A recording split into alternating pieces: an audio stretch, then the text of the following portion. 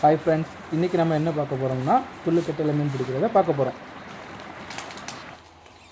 இதுதான் குளமும் மேற்கு தொடர்ச்சி மலையும் பறவைகளின் சத்தமும் நிறைந்த எங்கள் ஊரின் பேரழகு.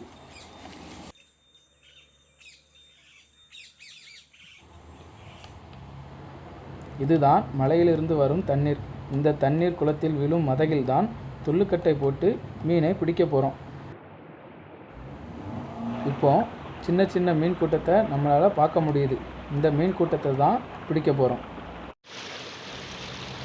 இதுதான் துள்ளுக்கட்டை. இதை நாங்கள் எப்படி ரெடி பண்ணுவோம்னா, 2 பக்கமும் கம்பை நாட்டி ஒரு வேஷ்டியை கட்டி வச்சுருவோம். ஓடுற தண்ணியில் அந்த மீன்கள் எதிரே நீந்த முடியாமல் துள்ளி செல்லும்போது இந்த துள்ளுக்கட்டையில் அந்த மீன்கள் விழுந்துடும்.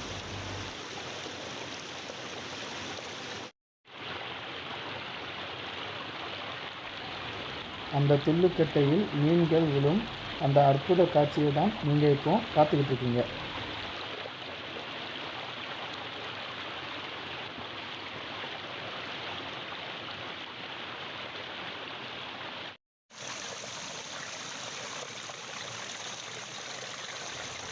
இந்த துள்ளுக்கட்டையை வைக்கும்போது நம்ம கொஞ்சம் தண்ணிக்குள்ளே இருக்கிற மாதிரி வச்சா அந்த துள்ளுக்கட்டையில் விழுகிற மீன்கள் சீக்கிரம் சாகாமல் நீண்ட நேரம் உயிரோடவே இருக்கும். நம்ம அந்த மீன்களை ஒரு 1 மணி நேரம் 2 மணி நேரம் கழித்து எடுத்தாலும் அந்த மீன்கள் நல்லா ஃப்ரெஷ்ஷாகவே இருக்கும்.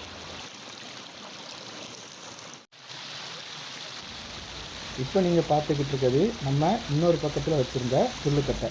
அதில் நிறைய மீன்கள் நமக்கு கிடச்சிருக்கு.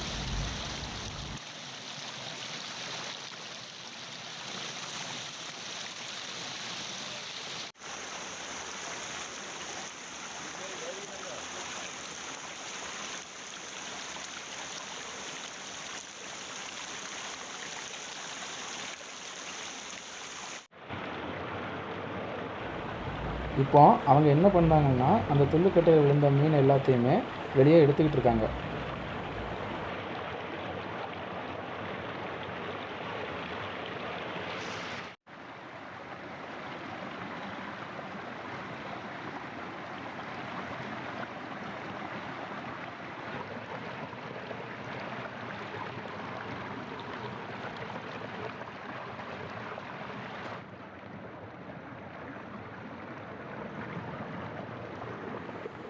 இந்த மீன்களை வீட்டிற்கு எடுத்து சென்று அதை மண்பானையில் வைத்து நன்றாக கழுவி பிறகு அதே மண்பானையில் வைத்து சமைத்தால் ருசி வேறு லெவலில் இருக்கும்.